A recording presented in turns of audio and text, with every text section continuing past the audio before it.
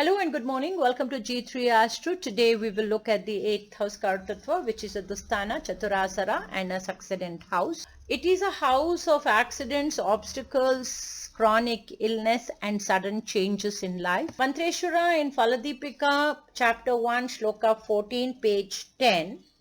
And Uttra Kalamrita, chapter 4, significations and significators of planets and houses. Shloka 15.115 has mentioned the following Kartattvas.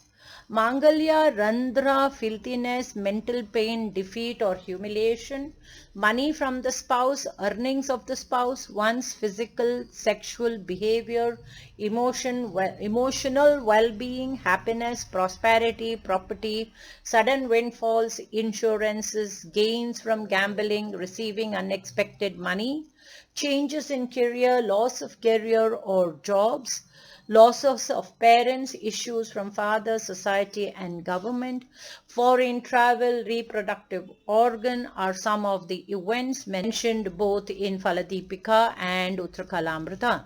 The Karaka for the 8th house is Saturn, as he rules both longevity and chronic illness.